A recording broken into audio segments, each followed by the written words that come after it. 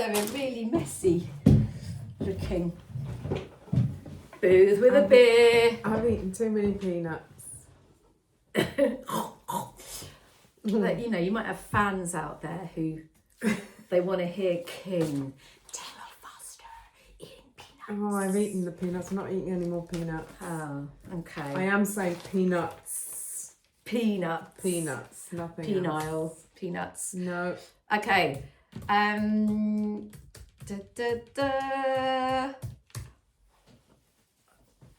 changed my hair. You changed your hair? I didn't change anything. I did have. All I did was change my hair, and I've let me start a new one. Speaking of, there we go. There we go. All right. Shall I go?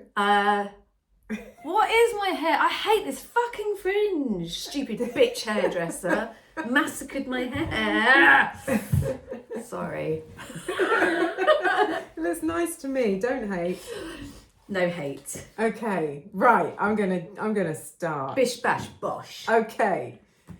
Hello and welcome to part 2 of our dive into beauty horror, which began last episode with a look at Ryan Murphy's series, The Beauty, and which continues apace this episode with recent Norwegian reimagining of the Cinderella story, The Ugly StepSister.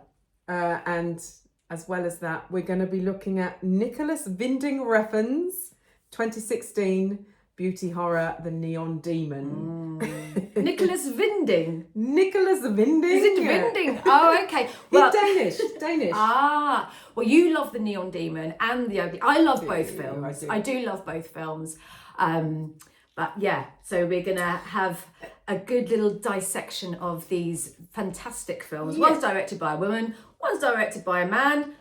Probably doesn't really matter. I should mention the name of the director of The Ugly StepSister. Yes. And she is Emily Blickfelt. That's, If I've said that Emily Blickfelt or something. Yes, hope we've got that correct, Emily. Yeah. So this was 2025 that was released. Yes, and a quick note on The Ugly StepSister. I'm so proud of this one. I mean, it was her debut film. I mean, for that to be your first film, it's a period drama, which is hard to pull off.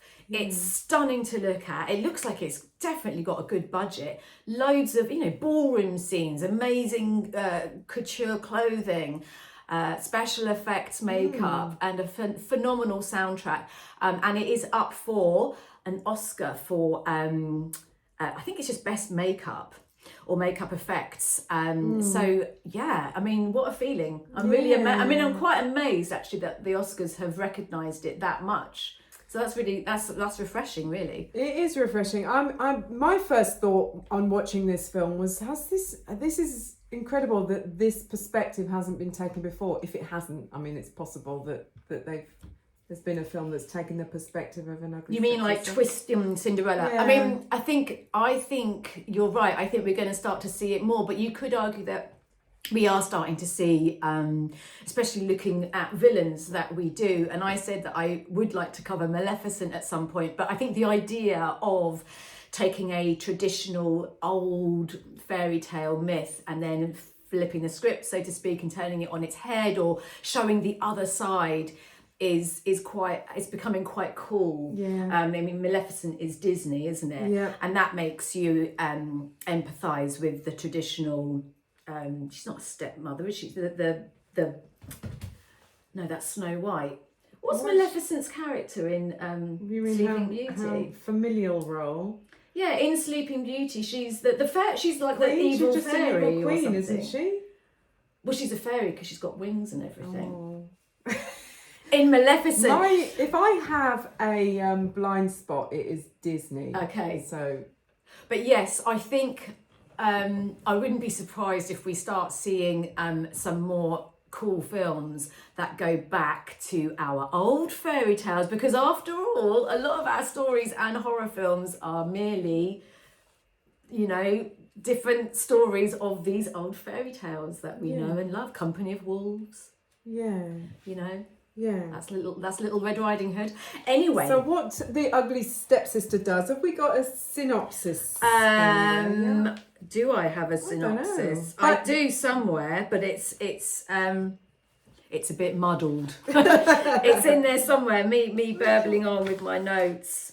Okay, I've got an IMDb one that I often resort to that. Okay, so if you don't know, highly recommend it, by the way. Elvira, that's the name of the main ugly stepsister here, will go to any lengths to compete with her insanely beautiful stepsister, the enchanting Agnes, or Cinderella, and is willing to use blood, sweat and tears to conquer the prince's heart.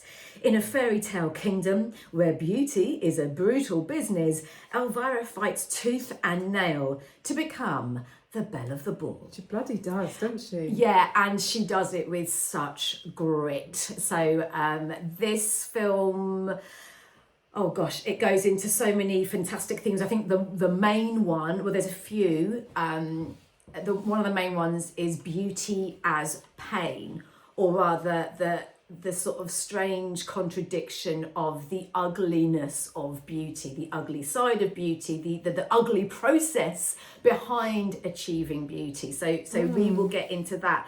But just quickly, I think one of the reasons we're starting to see a lot more of these interesting films coming out, like The Neon Demon, like The Substance, like The Ugly Stepsister and Rabid. I mean, there is a huge polarising. The Soska Sisters one, yes. Sorry, yeah. I mean, on the one hand, this is what's happening, I think, generally in society. You can even stretch it out and see it in terms of gender politics. Yes, we're making steps forward, okay, but we're also completely going backwards. So yes, we have on the one end, we've got the body positivity movement. People are using plus size models now, frequently on the runway and in fashion catalogues, so that I suppose they're trying to address the balance. But then, this is now, I don't know if that was just a weird kind of blip and a weird trend, because we seem to be going backwards now, where everyone's going back to that super skinny look. It's especially in Hollywood, especially with the Ozempic culture, which we talked about in the last episode, where I feel like this notion of being as young as possible and line free as possible and snatched as possible, that's a phrase now. Mm-hmm. I want to look snatched.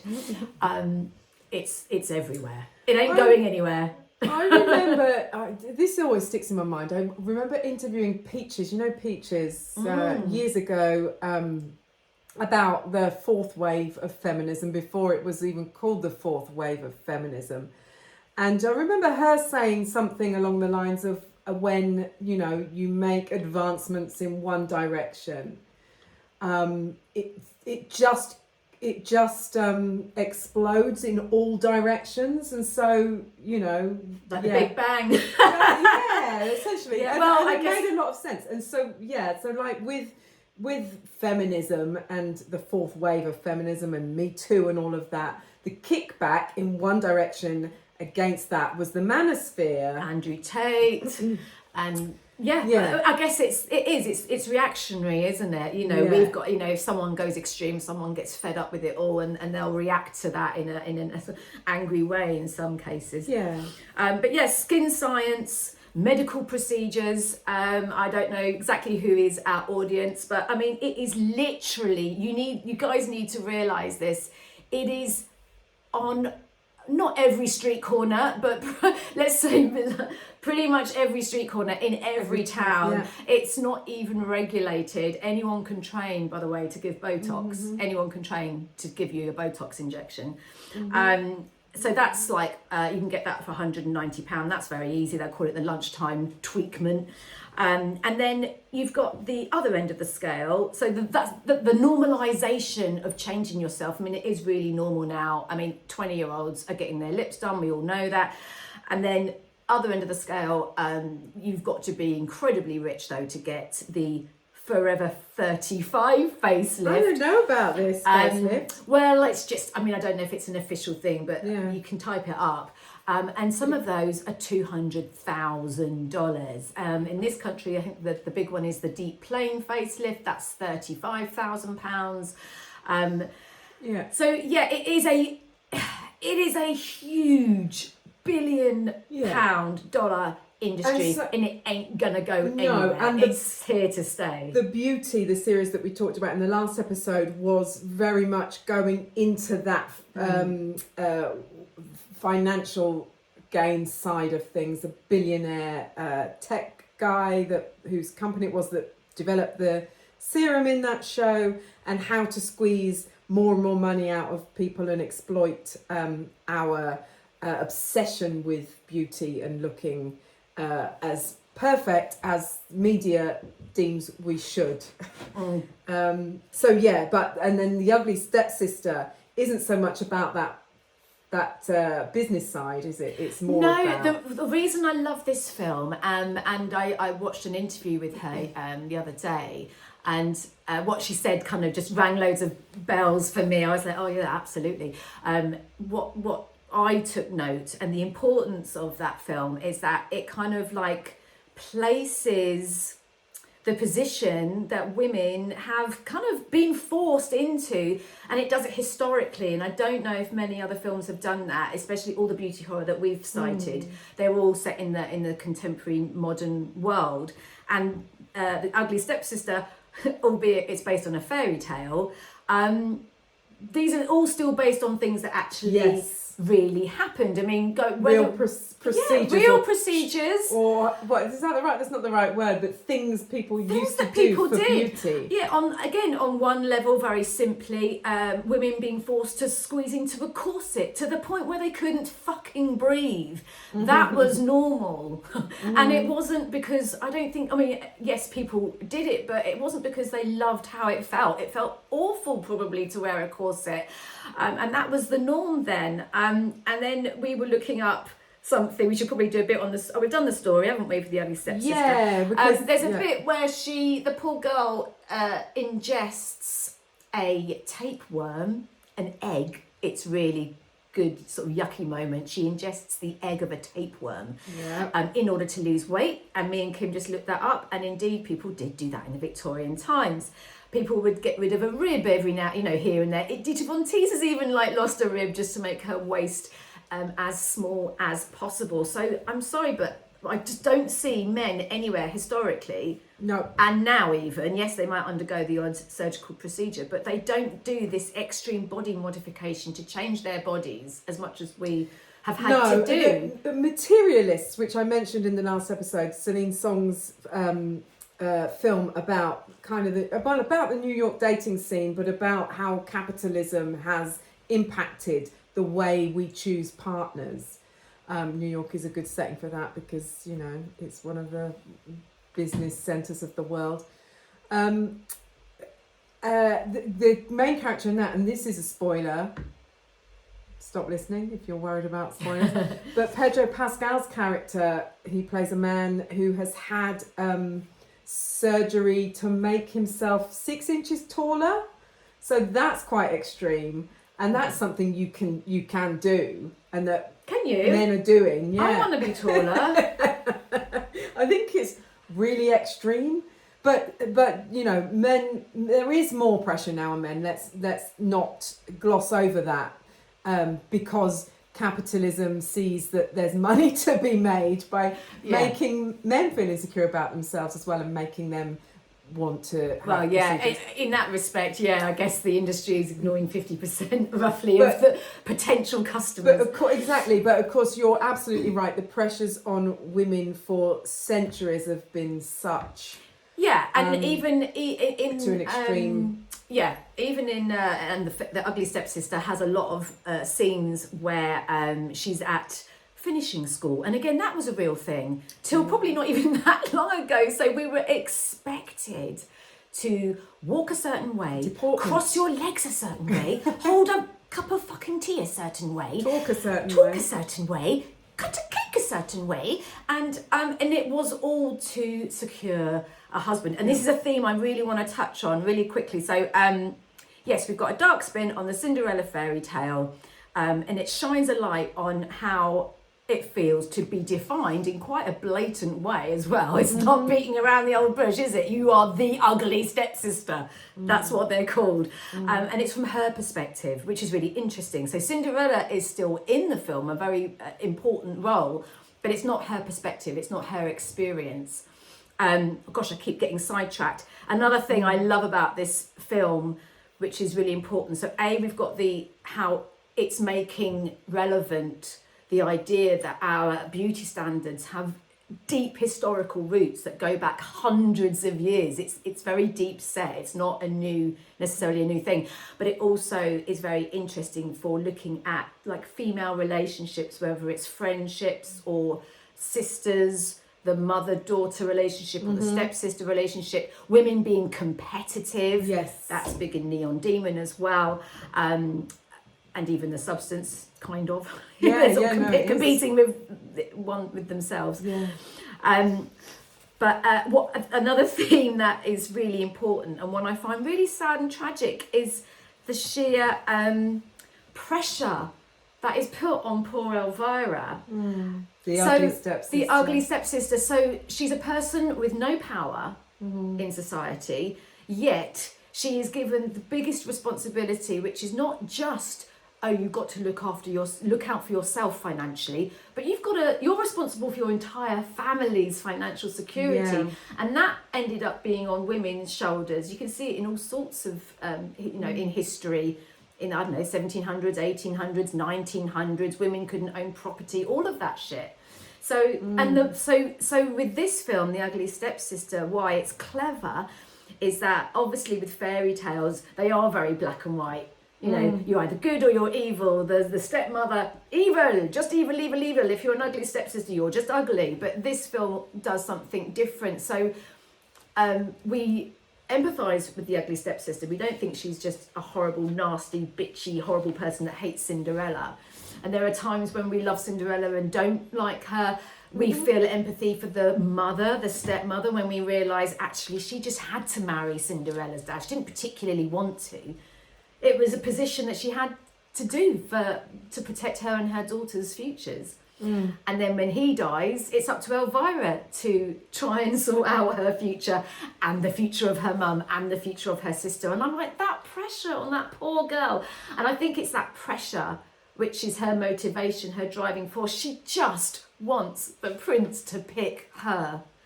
And when you see him picking Agnes, which is the Cinderella character, her heart just falls, doesn't it? Yeah. She's gutted. It's so heartbreaking. Oh, and then this leads to my favourite moment in the film, which is the slipper. It's not a glass slipper, is it? It's like satin or something. But when you see Elvira trying to squeeze her foot into the slipper, and her foot is clearly far too big. It's massive. Yeah. They've got a man's foot there. She decides, after all, and we will go into these procedures or these things that she puts herself through, these traumatic, brutal things.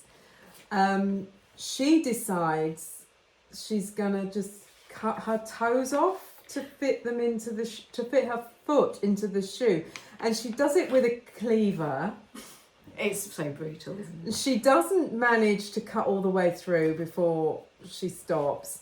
And then the mother finds, oh, I just love this bit. What does that say about me? Well, it's very satisfying, is it, when the mum finishes the job? Oh, she says, "You cut the wrong foot, dear." Oh, yeah. I'm paraphrasing, but words to that effect. Yeah. And so she finishes the job on that foot, the hash that the daughter made of it, and then she takes a cleaver to the other foot.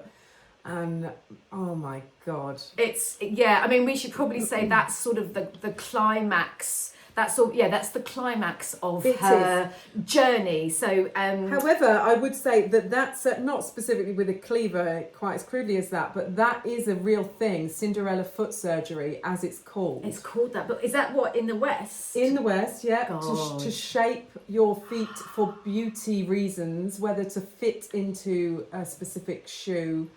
To make them narrower. I've never heard of that. Yeah. I've heard of like Cinderella facelift and all that crap, but I mean, you've obviously got bunion surgery and stuff, which kind of has a practical that's different purpose because bunions are quite painful, aren't they? Yes. But it's an extension of that essentially, but for aesthetic reasons. Oh my Lord. Anyway, yeah. So But I tell you what, going to the foot thing, I do love. You know, I love my taglines. Yes, quickly. yeah. Go on. So it just says, the tagline. This is a real tagline. So after the synopsis online, the tagline is, "If the shoe doesn't fit." ... That's it. If the shoe doesn't fit ... Because obviously they don't want to kind of chop your fucking toes off. Chop the fucking chop it off. Do whatever it takes to get your foot into that shoe. But obviously it's a metaphor, isn't it? The slipper is symbolising the unrealistic, unattainable, unachievable symbol of beauty that she's literally trying to squeeze into and force herself to be into that ideal, and it doesn't fit, and it's very painful to even try and get there. That makes me think of the Neon Demon. I know it's okay to jump around, but because in that she says, Elle Fanning's character Jessie says at one point, I'm paraphrasing, I've written it down somewhere, but women would kill to look like me, she says, and something about spending all this time to look like a second-rate version. Was that her that said? Yes, it is. She does. She's on the diving board at the end on the pool. Alessandro Nivola's character says a similar thing in the restaurant about beauty and true beauty, and how that's the real prize, because supposedly the 16-year-old Jessie has had no intervention cosmetically, and then there's one model who's played by Bella Heathcote that says through the film she's had a lot of stuff done, and so he makes her stand up and asks Dean, the kind of boyfriend not boyfriend of Jessie, to say how beautiful he finds her, what he thinks of her looks, and he says she's fine, and he says exactly she's just fine, but she's because she's paid for it essentially, whereas this is so they're sort of alluding to an almost supernatural level of beauty, I think, because Elle Fanning,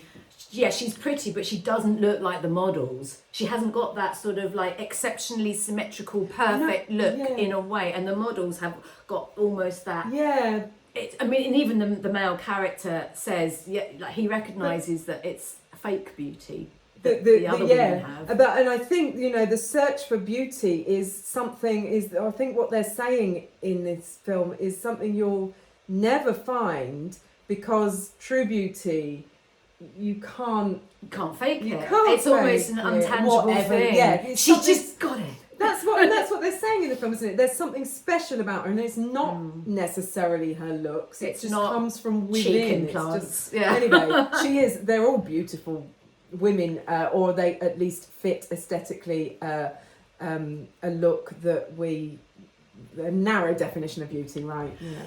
But with Ugly Stepsister, I just want to talk through the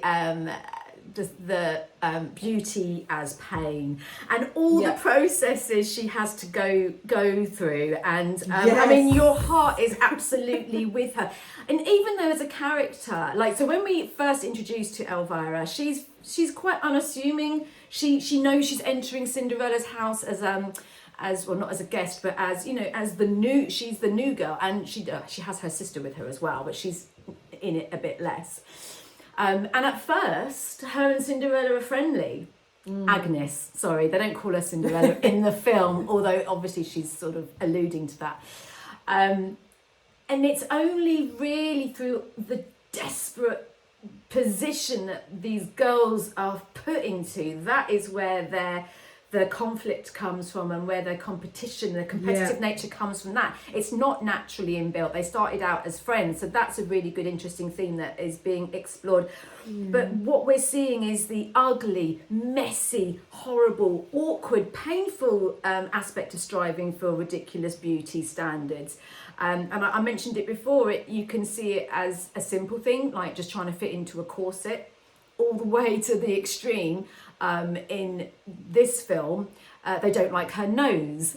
And it's quite fun. They've got like this Victorian book where you can pick a nose, just pick a nose, and you've got the mum going, I can't remember the number, but it's like, I'll have number 17. And the man goes, good choice. And poor Elvira is just sitting on a chair with a woman holding her face.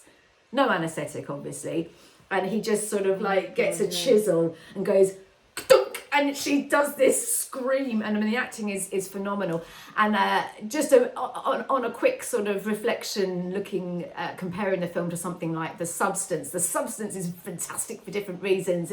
It's outrageous, it's out there, over the top, theatrical, weird level of sort of special effects, makeup and endurance and all that horror. Yeah, it's quite what do we say? Cartoonish, isn't it? Exactly. Yeah, good word. And The Ugly Stepsister, that got me a lot more because it's very simple and believable. A lot of it is done with like noise really and visceral. sound effects. Visceral. Oh my god, when they break her nose and then she has to wear this sort of like almost fetishized sort of the metal, face. Oh, my nose is coming out. That metal nose piece while her nose is repairing. Yeah, but even though, do you remember she's watching those guys when she's outside and then they take the piss out of her for having the metal? Oh yeah. Which is interesting because obviously she's doing this for beauty, and then she's recovering and she's got a metal guard on her nose, but they're like, oh my god, you're disgusting. And what else does she do? So she has the tapeworm. Tapeworm. She goes to finishing school. That's it. She goes to finishing school, and it's Miss Goody Two Shoes, Agnes stroke Cinderella, is getting all the glory, and poor old Elvira just isn't being chosen. She's literally forced to go to the back. Oh, my heart went out to her all the time in that film. I mean, she does become a bit of a dark character, but you can see why. Oh yeah, she turns. Yeah, I mean, the tapeworm. I just want to go back to the tapeworm because you know what this means, and this is something that women used to do as well in That's crazy. Some women, not all women. Would swallow tapeworm eggs, as in this film, to lose weight, and around, what did we research? The end of the 19th century. So 1800s, 1900s. Yeah, and early 1900s. It was a practice that was, I don't know, I'm not going to say popular, but because I wasn't around. These things get taken out of context a little bit. But yes, something that people used to do. So if you know about that, you know what that means. If you know what having a parasite inside you is, then you will know what's to come. So she starts losing her hair. Yes, again, the ugly side of pertaining to get this ideal. Yeah, because of this tapeworm's eating everything inside her. And then they bring the wig on, so it's almost like, where did that wig thing come from in the fairy tale? That's because she had no hair. A bit like our old, is it Queen Victoria? Or Elizabeth? Yeah. Oh, Elizabeth, yeah. Famously had no hair. Yeah.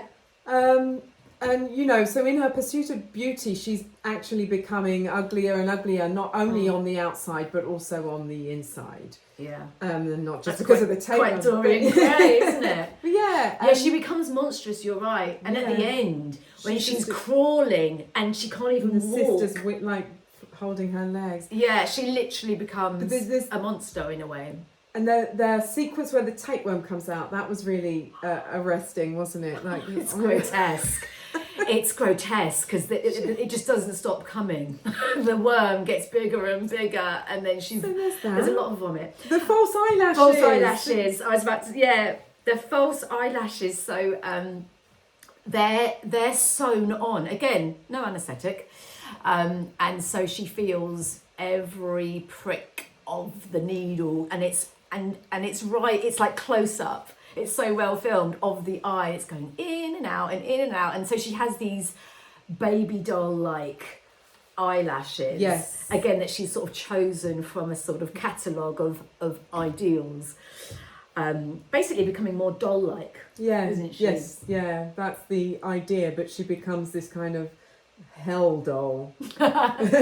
She never, I suppose at the ball she does become this version that she's been striving for, doesn't she? With the dress, once the dress is on and the wig's on, she feels like she's winning at I don't know, sort of like 2/3 in, she's almost there. Even And then, though like the this... fairy tale, Agnes comes in and steals the prince's heart, and then Elvira realises she's lost. That and this introduces a theme that we wanted to talk about. That ball where the men are assessing all the women that are being brought through, and they announce, it's like a debutante ball thing, isn't it? And they announce their names and their ages and their interests as well, I think. Yeah, it's weird. It's like a twisted Miss World or something. But and the mums come in, sort of holding them from behind. Yeah. That was odd. They sort of walk on like that. The mums behind them. But the men are all like lasciviously just, objectifying them. They talk about her tits, don't they? The stepsisters, when she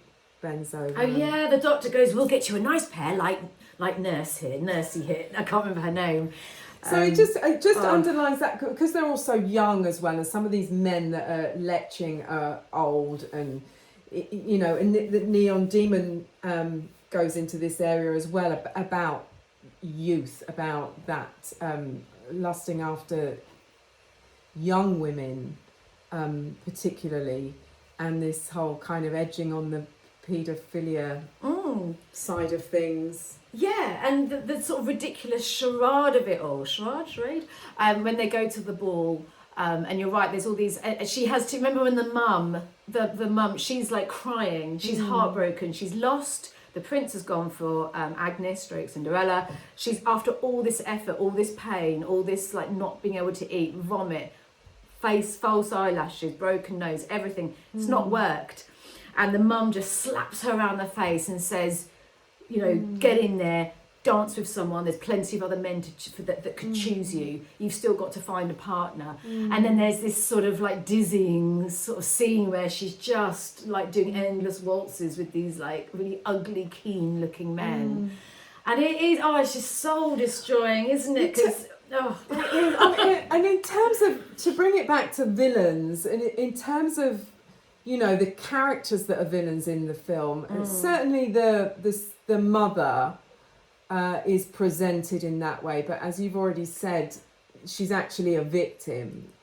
It's good at giving us both sides. Yeah. The fairy tale gives you one side, and I think this film just, the stepmother is clearly pretty awful to her daughters, but it lets you understand why, at least. And then you understand in that moment, it's very clear at the ball, all these privileged men, and it is privilege as well, isn't it, that's under attack, not just men and not just the patriarchy. Because Agnes is she's actually sleeping with a farm boy, and then he gets like thrown out, and that's when Cinderella's called a whore and told to go below stairs. Yes, and he was all right. You don't see much of him. No. Apart from his arse and cock. You see quite a lot, actually. There's a character. That's funny, because I don't remember seeing I do. I kept reminding it. I remember seeing... I'll show you later. The mother/stepmother. Well, we call her the mother because she's the mother of the ugly stepsister. That's true. You see that she's, towards the end... Emily is minding giving a blow. This is X-rated. This is X-rated.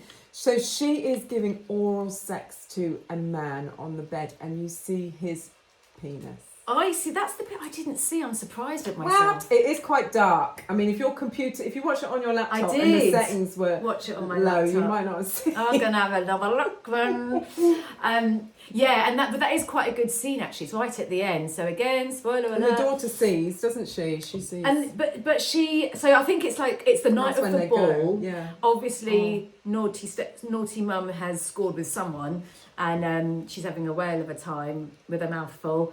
But her daughters are clearly leaving her, and I think she looks up and sees them leave, and then she just carries on giving him a blowjob. They're not my later. responsibility anymore. So. Yeah, and this guy, maybe she sees this guy, whoever this guy is, maybe he's got some money, or she thinks he has. She needs and money, she's probably she? sorted. Yeah. She's like, they can go now.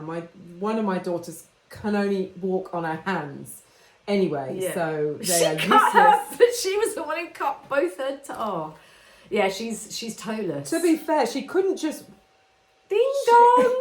To be fair, she couldn't just have those toes hanging off. No, that's true. Right, I'll have to, hang on, wait for a minute. No! Oh God, it's going to go again. We're just recording, Finn. What? We're just recording. We might be gone. Well, we might be about 20 minutes. I need to do this one now. It won't let me stop it. I was trying to stop it recording, but it wouldn't stop, so it doesn't matter. Pause. Oh. Space bar. Space bar. So, Finn, will you be alright for half an hour? Huh? Can you go up to half an hour? Yeah. Betty's going to ring the door in a minute, isn't she? I can try and text him to maybe. Your voice is going. Yeah. I know, Finn's losing. He's getting his. I have actually texted her, but I don't know. Yeah, try texting her again to let herself in. We won't be long, darling. Oh, yeah, sorry. You alright? Yeah. Good. Where should we pick up from? Oh, maybe we should get to. Have we done most? Yeah, we can do some neon now. We can go to neon. What were we talking about? There's some themes here. Beauty is pain, patriarchal pressure and objectification. The film highlights how women are subjected to intense, historically rooted European beauty standards. Women feel the need to alter their bodies to gain financial security. Yep, with detrimental results. Oh, female rivalry. Yeah. Deconstructing female rivalry. We touched on it. Rather than portraying the stepsister as a purely evil antagonist, the film fosters empathy for her. Yep. And the deconstruction of the fairy tale. Female solidarity. I mean, at the end, it is really, her sister is lovely. Yes. Her sister. It's all about the sisters at the end. Sisterhood, the sisterly like, bonding. I'll look Frozen. after you. Come Yeah. on. Yeah, it is. The story explores the damage caused when women are forced to compete with one another. Mm. And then we can go on to, yeah. But you know what? I was like, Cinderella, that character, she's quite a big woman, actually. And I was surprised that her shoe was so small. Oh, as in, or Agnes? Yeah. She wasn't that tiny, you know. She wasn't, no, but that's silly. That's the thing that's Anyway. silly about it, probably. Doesn't matter.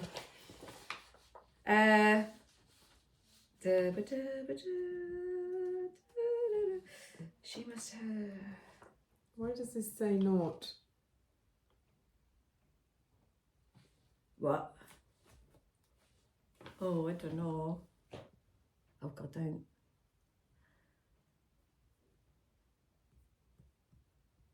Oh, there we go. sorry.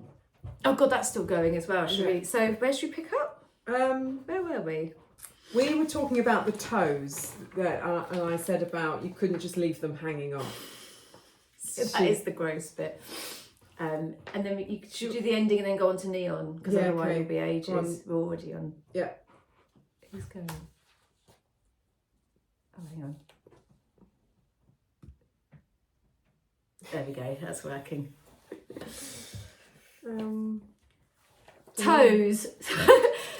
Poor old Elvira was left with toes that were half cut off. I don't know how. Mum's giving some random a blowjob. Things aren't looking great, but it's it does, even though it is twisting the whole happy ending to a fairy tale because the ending is a bit gruesome, but there is ultimately a moment that's a happy ending because the other quote unquote ugly stepsister who's meant to be younger than her in this, forgotten her name actually, she's the one that actually saves the day and kind of rescues Elvira and says we're out of here. Yeah, I think that's the end, isn't it? We're out of here, and then they go off on a horse. And there is you are left with kind of this good feeling because of that, like this love between the two sisters and the feeling that maybe they'll be all right. She does wheel her out like a wheelbarrow, doesn't she? But that's quite a touching moment because even though at this point Elvira is in shock, like literally traumatized by all this pain and blood loss, like as sisters they're just giggling. Yeah. Like she's literally trying to get down the steps from this sort of castle on her hands, like, you know, when you're playing wheelbarrow. Yeah. Like they're doing that, she's doing the wheelbarrow. Yeah.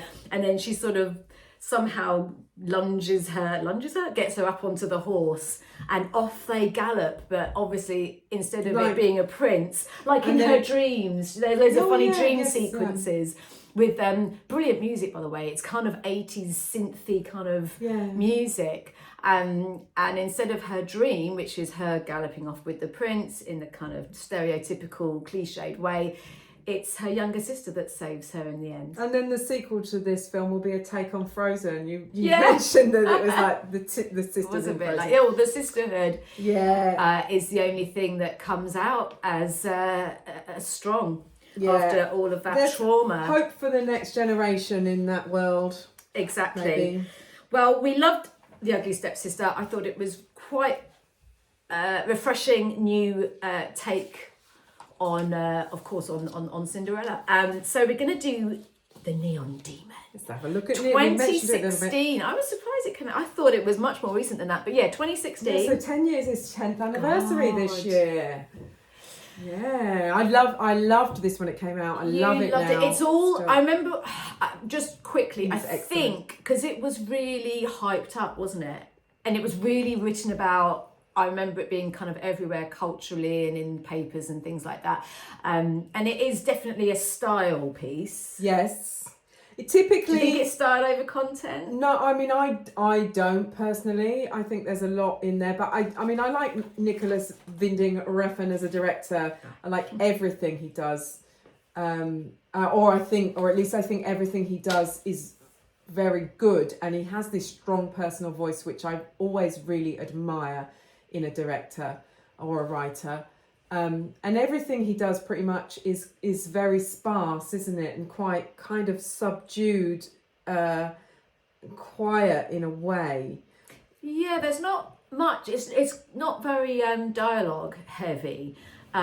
Or if there is things like music, it's more like sound design. Yeah. Like it's more dreamlike. It's dreamlike. More like there's just a weird hum or a drone going on. And the settings and everything's slow. It's quite stage-like often, or just there's like loads of beautiful scenes. Like each scene's a bit like a photo or a painting. Like, you know, that first fashion shoot she's doing, and she's sort of lying on this sofa, like a beautiful kind of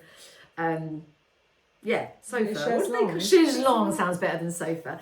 And she's got this wonderful kind of gold or metallic makeup on. Oh God, yeah. And a bit of blood dripping, and it's beautifully staged. As you mentioned, the colours and one of the things that I liked about, one of the many things that I admire about the film is the difference. I mean, she's clearly seen as different. We've talked about this already.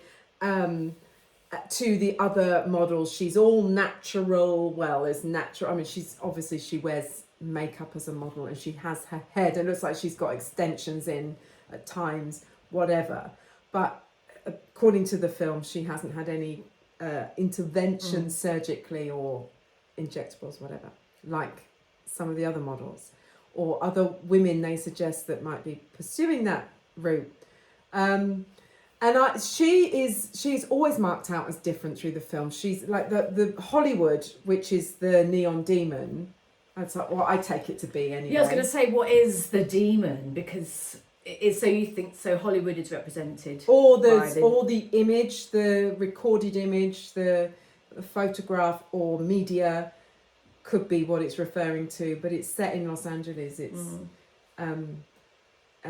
so I always took it to be Hollywood, with the neon representing Hollywood, and it being this demon that sucks people in and spits them out and cannibalizes them, which exploits them, and she literally gets cannibalized. But to finish what I was saying, she's always aesthetically different from the rest of the film, from the other people who are, all of the studio settings or interior settings are stark, angular, harshly lit. And then when you see her in her environment, which is the motel room she's staying in, the decor in there is soft colours. It's patterns that are rounded, not angular. She's always wearing, certainly for most of the film till the end, she's got quite ethereal, floaty clothes in pastel colours or white. She's got this golden hair as well, you know.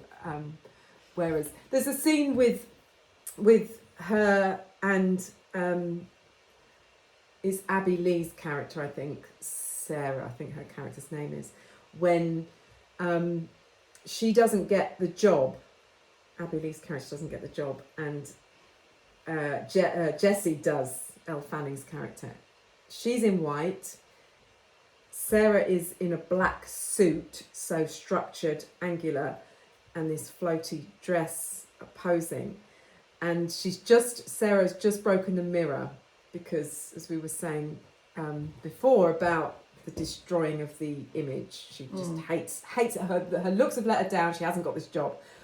And I liked that I know it's something that all costume designers will probably think about, but I always like it when I notice it. So she's this example of structure and what's the word? Just manufactured beauty, whereas Elle Fanning's character is held up as this Jessie. Jessie, as this opposite. And then she's the demon. She swallows her blood. Well, yeah, maybe she is. I mean, I think as a character, I don't want to go too much into character studies, but like, you quite like her. She's sort of presented as a rabbit caught in the headlights a little bit.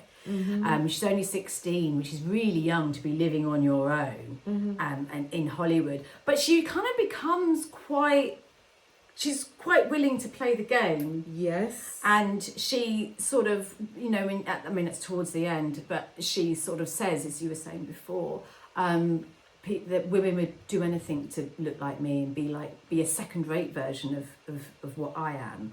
So she does, she understands the power that she has. Early on, she says, I'm pretty and pretty will make me money or something like that. And then I think, and again, beauty as money is definitely, so capitalism comes into this a little bit. There's the fashion designer, I think he's called Sarno apparently, says, and I quote, "True beauty is the highest currency we have. Without it, she would be nothing." And he's referring to, this is the bit when he makes this model, I've forgotten her character name, stand up and be scrutinised. And God. That's Gigi, I think.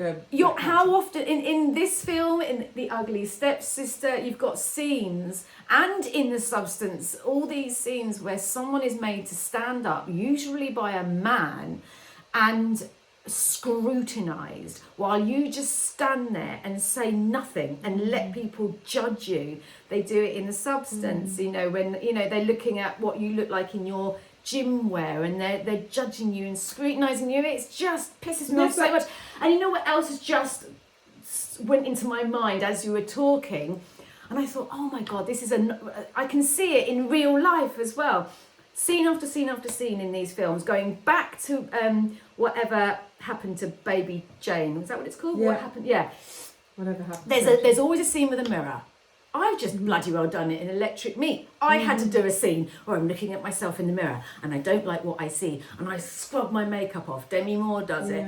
You see it in so many of these films, women looking at themselves in the mirror and then self-hating. And I would even argue there's self-harming going on in things like The Ugly Stepsister.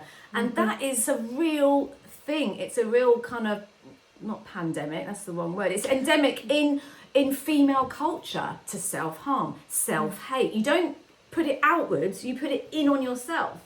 And I hate that. I find it really sad.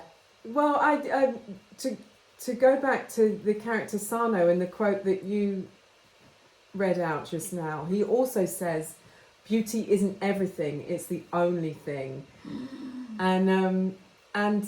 And in the beauty, sorry, yeah, it's all right. no, remember what you were saying. I'm in the beauty, to bring it back to the beauty TV series by Ryan Murphy. Yeah. Not quite beauty, but the male character Cooper, Yeah. played by Evan Peters. Yeah. He says sex is everything, and she Yeah. goes, "Is it really?" And he goes, "Yeah. Every time you go to the gym, Yeah. if you think about it, it all comes back to sex. Yeah. So whether it's maybe we're thinking beauty."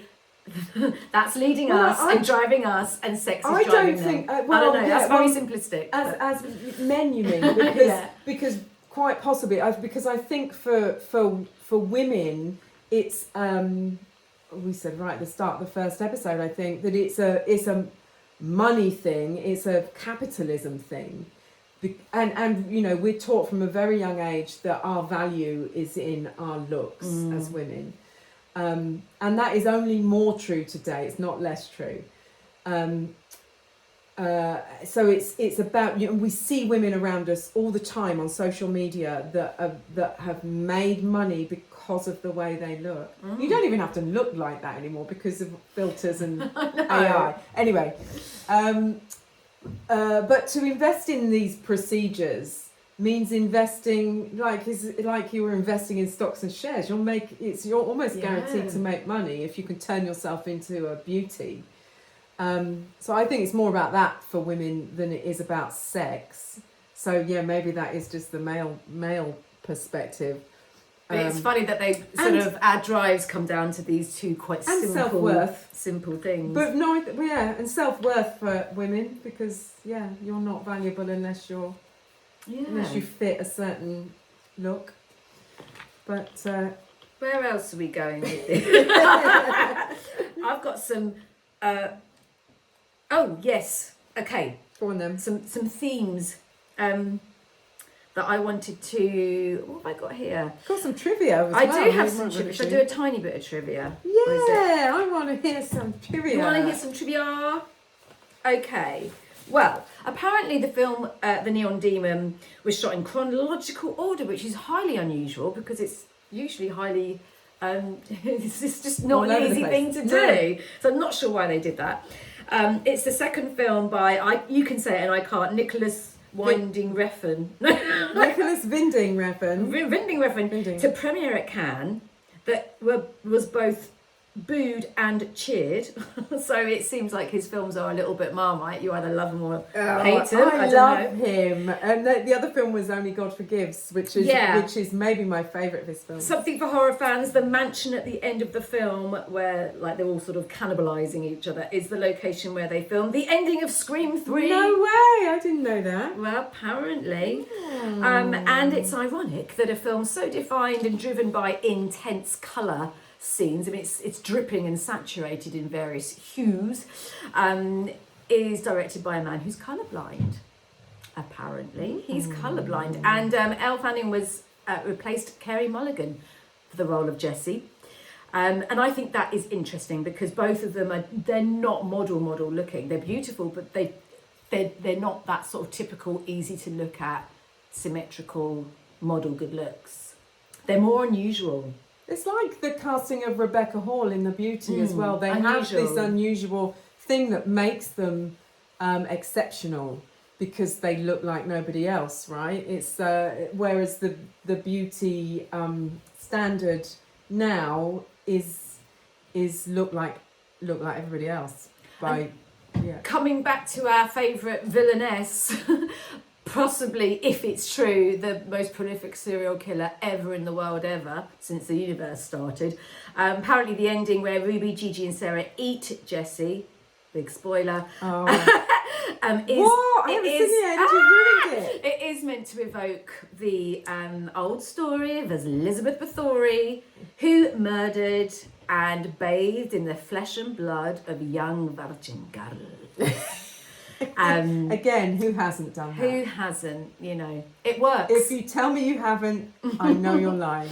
And for those of you who like cat people. I think there's different reasons for this, but there's a really bizarre. Well, there's bizarre casting actually with Keanu Reeves. Oh my God! I always forget he's in this film. You do forget he's in it because he's almost like an afterthought. Because And he's not he's a pedo rapist.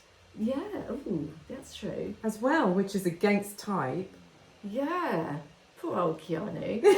He's not in real life. No, that I know of. I mean, I think the film has more symbolism and metaphor, and it's more a mood piece than a film with a strict. I mean, I suppose it does have a beginning, middle, and end in a way, but to me, it's just moments. It's like a tapestry of weird, dreamlike moments. So, and if we're talking about symbolism, villains, okay, we've identified that the pressures of our society and beauty standards are villains in the film, and capitalism and Hollywood. The women are not very nice in this. What about the makeup artist, the gay makeup artist? She is a strange character. Yeah, she's given a lot of script and time and screen time. And we like her at first. Yeah, but then she masturbates over a corpse.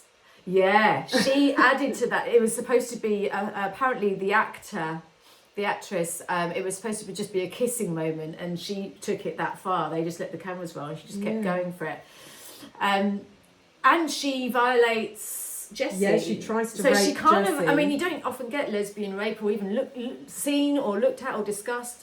And then she's the one who kills her, pushes her into the pool, isn't she? Am I right in thinking? But isn't that funny that she's masculine looking and gay, and she happens to be, I don't know, the sort of, well, she's not the only It's a bit where she's outside killer. and she's got those trousers on but no top, and she's got a lot of tattoos. Yeah, that was. I don't quite know what they're saying with her. Really, No. Don't know whether we like her or not. I don't think any of the only thing with the Neon Demon is that you don't really like any of them. I tell you what, though, that was interesting to me, as many of the things about the film were interesting, but after they've cannibalised Jessie.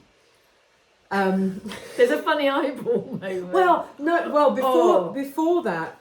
Is it before that? Is there a fetish where men like looking at us throwing up? Because in The Ugly Stepsister, there's a lot of and there's a model going there's a Neon Demon. There you go. There's your OnlyFans account. But the suggestion is that the fact that they've eaten her has worked because something of her special sauce has entered their bloodstreams, because they get the job off that photographer who was the shady one who she was warned about. That's another thing. That's another thing. So she has that photo shoot, and he says it's a closed set, sends everybody out, makes her take her beginning. Oh, sorry, makes her take her clothes off, and then he covers her whole body quite sensuously in gold paint, and you don't see any more than that really, but she comes out, she talks to Ruby, the makeup artist, and Ruby warns her about him and says you shouldn't be alone with him. She said, well, I thought it was fine, and with you saying I'm not sure, maybe she is the demon, maybe something did happen and she was okay with it. She's clearly being warned that this guy is and he was handsy because we saw him kind of inappropriately caressing her. She's okay with it. I thought, well, I'm just thinking, maybe is that part of her going, well, I'm going to do what it takes, and I'm okay with it. Anyway, that's an aside. To go back to there's something that rubbed off on these women. They got the job. Abby Lee's character Sarah is sitting there, and he comes through and he goes, have I met you before? She's like, no. Oh well, I want you for the job, and he sacks the other model. So it's like, having just eaten Jessie, now she's got that special something that he noticed about Jessie, and he's immediately hired her for this job. So something about it worked. And I like how the other model who already had the job, I'm not sure what they're trying to say here, but again, she's vomiting, and she looks up, and the girl goes, "What's wrong with you? What's wrong with you? Get it together." And she goes, "I have to get her out of me," or something like that. She says, I've got to get her out of me. Gigi's character, and she vomits up an eyeball. Ugh. And then Abby Lee's character eats it. Oh, she carries. Yeah, so she carries on. She's vomiting, consuming. Well, and then she cuts Sarah. No, God, what are their names? Gigi cuts herself open with the scissors. Says, "I've got to get her out of me," and dies. And then Sarah eats the eyeball. So I suppose it's that. What's it symbolising? Consuming. It's consumption. Consuming female younger flesh. Yeah, the cannibalisation and the exploitation of... Bit like society. Yeah. It comes back to society. It's the eating of one type of person eating another to kind of acquire their powers or their special, whatever makes them special, or whatever it is, youth in this case. Oh no, beauty in this case, I guess. But yeah, I didn't even say what I was gonna say. Oh, sorry. Which was bloody ages ago. There's a nod to cinema, which I thought it was just. There's a scene in Neon Demon and it's really jarring and it seems pretty pointless. But that's why a lot of this film is just dreamlike, because a lot of it just seems like a surreal, nightmare-y kind of sequence where a big cat, like a lion, I think it's a mountain lion, is just prowling around Jesse's motel room for no reason. There's no reason for it at all apart from symbolism, or that Nicholas Winding Refn likes the film Cat People, because in Cat People, one of my all-time favourite films, and yes, I do like the 80s version the best, there is a scene with the Black Panther prowling around in a hotel room that was used by a prostitute, and they have to bring it down. So I thought, so I don't know if it's a nod to that, or as I looked up and researched, it's just a symbol of the predator. So the women are predatory, the men are predatory in this as well. Photographers, the designers, they're all men, by the way. They're all predators, but the women are predators with each other. And I suppose the cat serves as a symbol of this. I think it does, and I think it's foreshadowing and warnings as well. I think they're throughout the film too. I think there's the stuffed cat in the mansion at the end is actually pointing, and she follows where it's pointing, which I thought was. There's another strange part, another strange character bit with, is it Ruby, the makeup artist? Yeah. Because I read it's not really a theory, but I read a thing online, and it was actually saying about the witch-like elements. So the neon, like the neon demon, Satanism, witchcraft. There's all these like weird imagery. There's these what they call taxidermy animals, symbols everywhere. And then at one point she sort of strips herself off naked and like does some moon bathing. There's a scene where Ruby's moon bathing. So I think they don't spell it out, but there are implications that she's some sort of witch. Yeah. Or she's casting some sort of spell or something. Yeah. So maybe she's been like trying to harvest Jessie all along. Yeah, I think for the models. Yeah, I think she's like an agent.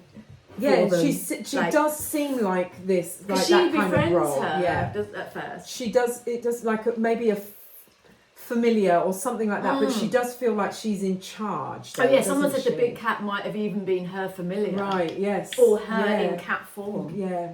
Yeah. Ooh, I hadn't thought of that. Ooh, Nicholas. But to go Tell back us again, if we're right.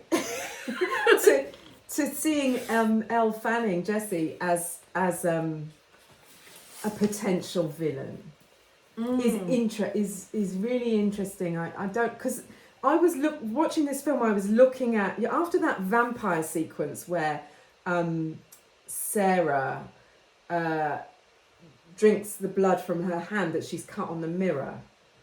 There seems to be a change in Jessie. And I remember noting down, she's infected. Like, is this the point where she becomes corrupted, where she starts change a bit more, and she is from the start always a bit strange. You don't really ever warm to to Jessie, do you? You don't ever see her in context. You know that her parents died, but other than that, she's come in from nowhere. She's this strange kind of blank canvas, almost sent in to try and derail things. I don't know. And then she goes through this. Is there like this convulsing moment in the hotel room after that blood sucking scene? She certainly, when Dean turns up at her motel room, he brings her some flowers, and she falls onto the carpet, which is red, and the flowers fall and the petals break off, and it's all very symbolic, you know. And after that, you see her on a couple of occasions fractured or duplicated, so that she looks past a wall, and you only see one half of her face and the other half is the wall. And then later, when Jenna Malone's character Ruby has drawn that face on the mirror with the crosses for the eyes and the mouth, you see her reflected within that mouth, and I was like, so this is clearly two sides to this person, or a duplication or something, and I wasn't fully sure how to decode it. Well, he doesn't do anything in an over obvious way. It's all quite. That's what I mean by the film feels like a dream piece in a way, because it's Nietzschean almost. Yeah, it's not spelled out for you. No. Which is possibly one of its strengths. Many readings or several. Yeah, readings. you can.